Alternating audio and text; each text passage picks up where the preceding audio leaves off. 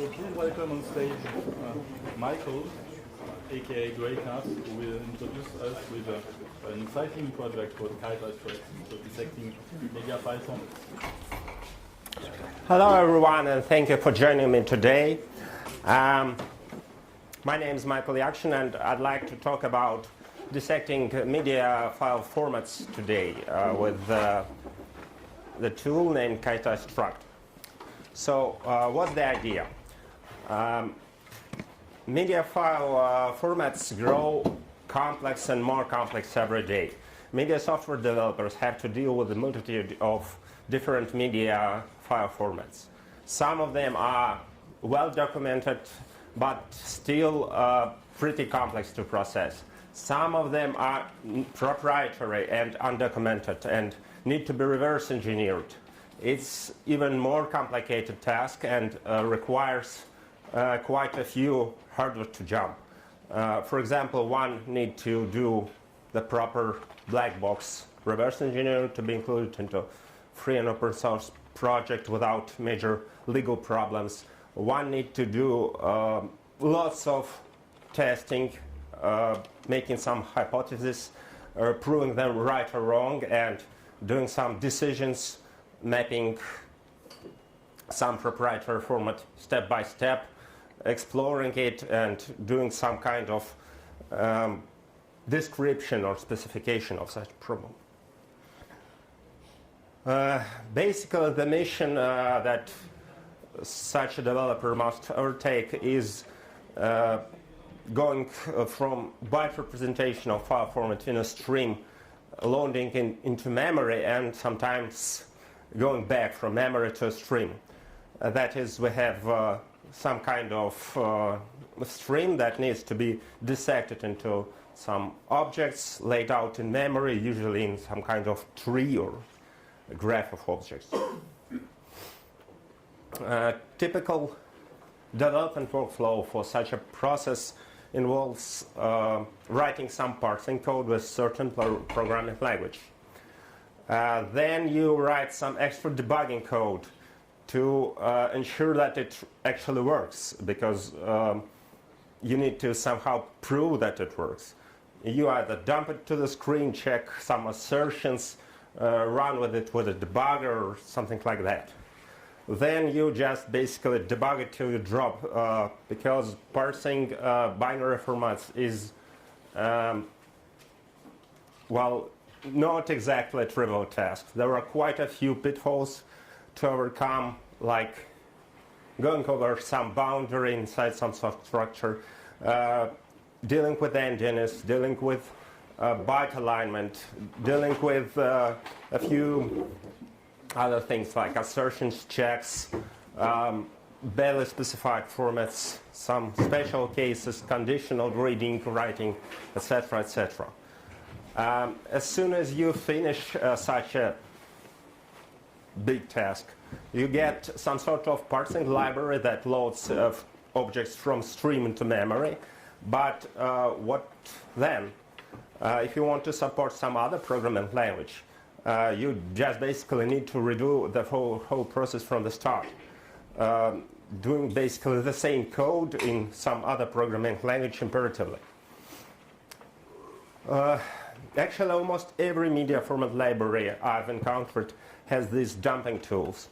On this slide, I've listed some of them.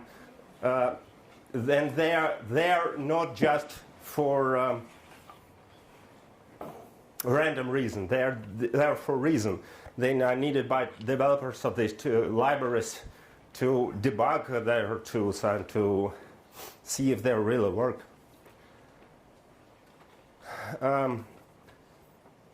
Needless to say that errors in file format libraries can be really devastatingly dangerous. Almost every such an error, such as buffer overflow, such as reading beyond some part of structure, interpreting something wrongly because of human errors in writing the code, etc., are almost always remotely exploitable. They frequently provide arbitrary code execution, especially if we're talking about buffer overflows in libraries written in languages such as C. They leak information. They usually can lead to denial of service errors.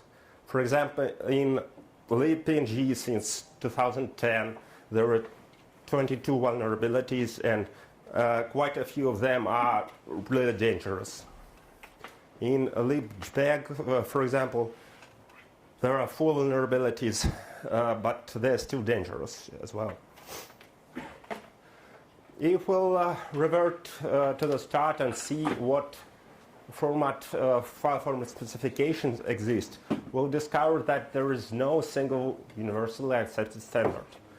Actually, if we'll take a look at the documents provided by file format authors, there are quite a few things invented to describe a file format, such as, for example, C structures, as we see here with ELF headers, such as intricate tables, as we see here with network tables protocols, such as even more intricate tables, as we see here with some random page describing Microsoft Word document format that maps some bytes, bits, and try to explain its values.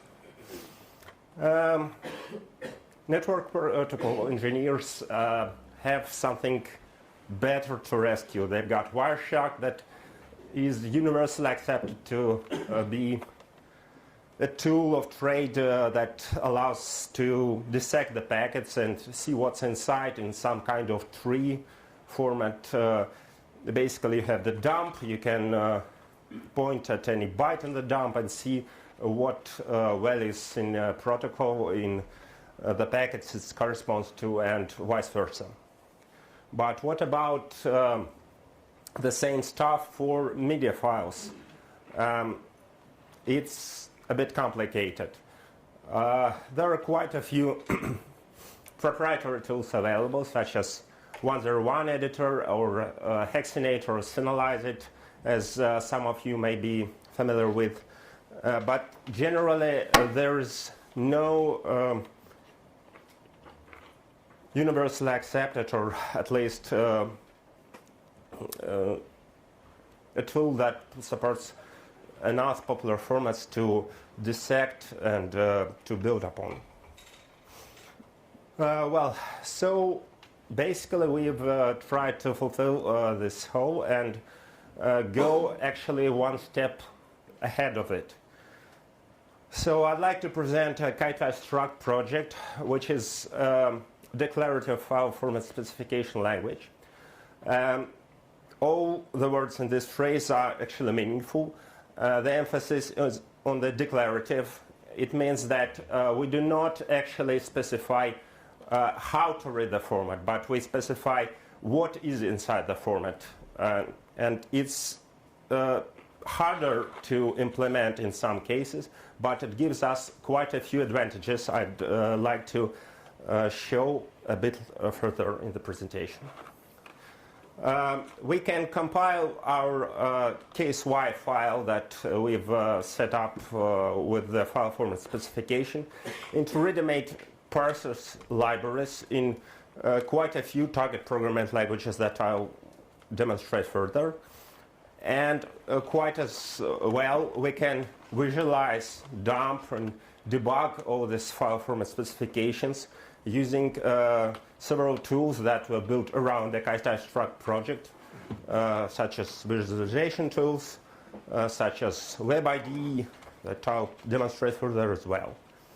KSY format is YAML-based, and that's actually a good thing because it's very easy to write your own tools. For example, it's quite a snap to write a tool that would embed one KSY file into another KSY file. It's generally a matter of writing a script in 5 or 10 lines, and it's quite easy. It's last but not least, it's free and liber. We use GPLv3 for the compiler, and actually generated code uses some runtime libraries that we supply as well. and they are MIT or Apache 2 licensed. So even if the compiler is GPL, it's possible to use the proceedings of the compiler in proprietary projects as well. We support 8 target languages right now. It's C++, C#, Java, JavaScript, Perl, PHP, Python, and Ruby. As a bonus, we support output to graphies. I'll demonstrate it further. It's quite interesting side project as well.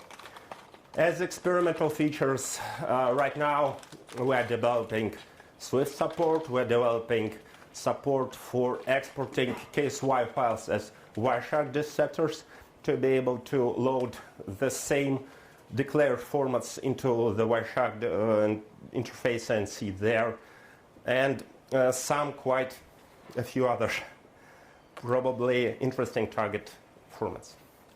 So how does it look? The natural API generated by Kaitai Struct looks something like that. Here we have a demonstration of GIF file, GIF file, loaded. Generally, the Kaitai Struct file declares a tree of objects. Here, for example, we have the header, the logical screen descriptor, global color table, etc., etc.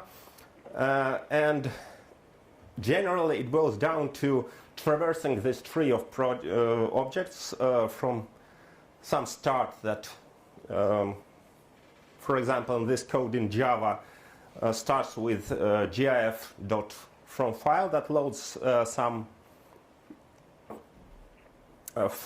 that parses some GIF data from the file, and then you just do this file dot something dot something dot something and extract the data right away. For example, this is one liner that shows the screen width and height, which is actually the dimensions with visible fragment of GIF image right away in one line of code. This is our web IDE. Probably it's much better to just demonstrate it right away. This is probably now the main working place of a developer that wants to get his or her hands dirty with Kaitai Struct. Here we have simultaneously an editor to see and edit the case-Y file. It's on upper left corner. In upper right corner there is a hex dump of some loaded file. Here we have a Microsoft AVI file and its corresponding format description. As you may have seen in such editors like 101 editor or Hexinator or other proprietary editors, it's possible to select any byte in the stream and go exactly to some value in the object tree in lower bottom corner to see what this byte corresponds to. And as well, one can traverse open and close arbitrary objects in the object tree as well and see how it looks like. It's fully interactive. Changing a single symbol in the case-Y code recompiles everything conservatively and tries to re-implement, reiterate, reparse the file in a new way that you just specified. So for example, if you add some lines of code that add a parsing of some new field, it would just appear right away. You don't need to basically just doing anything. For those who want some more console hardcore style parsing, there is also a console visualizer. Here we have the JPEG file loaded into it. It doesn't look just as flashy as the web one, but it works just as well. It doesn't feature an separate editor, of course. You're expected to have your own editor in console or whatever you want to use in some other window. So it focuses just on visualization. You have the same tree, you have the same binary dump, you can traverse it and see if the file specification you just entered matches what you expect to see or not. This is how our case Y files look like. Basically, it's YAML. It allows us to set up some fields, some field types, and that is important because it's declarative and not imperative. On the left, we see our declarative specification. On the right, we see what it compiles usually to into some kind of imperative code. Note that we do not have things like while loops, we do not have things like direct ifs, any conditional controls, any jumps, basically any code flow that is imminent in imperative implementations. We just describe the file structures. If there is some repetitions, we enter it as repetitions. If there is some conditional parsing, we enter it as conditional parsing. And it brings up quite a few possibilities, interesting possibilities that are possible. We have quite a few built-in data types, such as integers, floats, unaligned bit integers and bit fields, strings, row byte arrays, enums. And of course, we allow to define user-defined data types. We have sequential parsing fields one by one in sequence. We have out-of-order parsing, something called instances. So you can seek in a file actually to do some parsing of other parts of file by some index or offset. We have calculated attributes to ease representation of something that we've got from the file in some more popular form. We got checking for magic signatures, such as fixing content, counter, for example, in headers. We have conditional parsing. We have type switching on a condition, something like switch. We have repetitions until the end of stream, repetitions in predefined number of iterations, or until some condition is met. We have powerful expression language that could be used almost everywhere, and that's a good thing because it actually compiles into direct expression code in some other languages.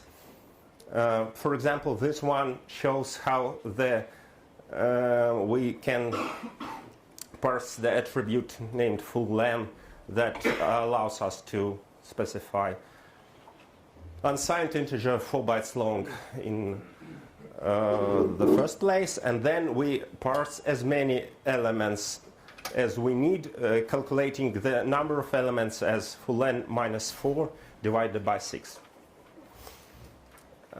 So it is how it compiles to C++. This is how it compiles to Python. You can see that the code is quite different. And it's how it compiles to JavaScript. Another difference is that, for example, JavaScript doesn't have the integer division, so we implement it with math.flow. And that's another one that I wanted to demonstrate interesting stuff about the graphics visualization. Basically, we compile stuff to graphics, and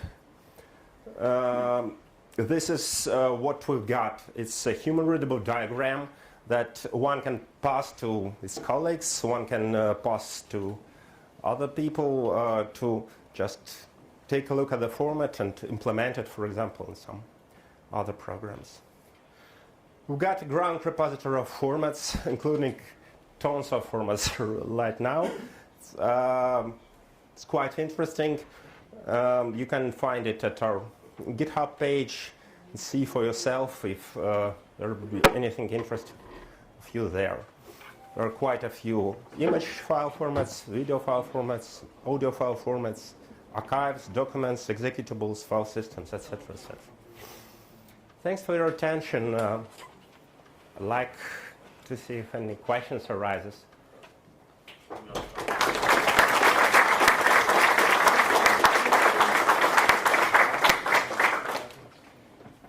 was one example where there was a length field and you had the length -4 divided by 6. So in one of the examples, by the way, showed how it compiled a different code. I was wondering what happens if the length is 3. So I would get negative thing in the division. So would it catch that and tell me this input is strange? Or yeah, the question was about handling incorrect values in complex expression language expressions. So basically there is no internal checking in Kaitai Struct. It just compiles the expression as I've shown you, and in runtime it will probably arise some sort of exception or error, and that would be specific to a particular target language that you compile this code to. Please? Yeah, so I noticed you have mostly container formats in that list, which are generally roughly byte stream based. What about codecs that have big stream fields that are quite complicated, like most of Hoffman codes or Golang codes or various different? They have much more complex bit streams that we'd like to analyze. Is it possible to write in your declarative language the way that you parse these bit streams? Yes, since, yeah, sorry. The question was about parsing bit streams with more complex codecs like Hoffman codes, etc., etc. So yeah, since version 1.0.6, we have support for reading bit streams. It's slowly growing. Probably it's not very optimal to parse bit streams per se to fulfill simple operations like unpacking something or uncompressing something. Probably it's more efficient to use some special processing onto the whole byte stream here, but it also can be done. I don't see any major problems here. Your compilers that are generating the code, can they also generate streaming parsers, or is it always something that needs the whole file before it can do anything? Could you repeat it a bit louder? Your compilers that are generating the parser code, can they generate streaming parsers or only parsers that need the whole file? Like in Can the it case also generate of streaming parsers of streams? like reading a stream instead of a whole, you have to read a whole file, or can you only read partially read a stream when you were Right now, the API, repeating the question, yeah? The question was about reading something from a stream, not from the whole file from the disk. Right now, the API allows to basically do reading, parsing from two sources, from a file on disk or from arbitrary array in memory. If you can organize the parser in some way that would be, for example, chunk-based, that would parse one chunk and then stop, it's no problem to go with this chunk-based stream that you would somehow buffer in memory and add to this buffer again and again and recall the parser. So I guess that would be it. We still have time for one last question, so please make it well. So who is too motivated for that? Okay, you were the first. Okay. Can you add annotation to your YAML file to display more human readable things as articulated? There are several the question was about adding annotations to YAML file to have more human readable representation of whatever's going on there. There are quite a few possibilities to do so. We are allowed to add some annotations to fields to be parsed as doc strings into the target code. So, for example, if you load it into ID, you just see whatever the command for the field are. We allow in WebID there are several syntaxes that allows you to mark up some formatting for the representation. For example, choosing the hex representation, binary representation, or decimal representation, etc., etc. And last but not least, you can do calculated values that allow you to represent something in more human readable way as well. Thanks. For example, a bit flag. The bit flags are parsed using the bit parsing syntax usually, and you usually get them as separate fields that you can basically touch in every way you want to. Okay, well, thank you. I'm sorry, there are a lot of questions, but I'm sure you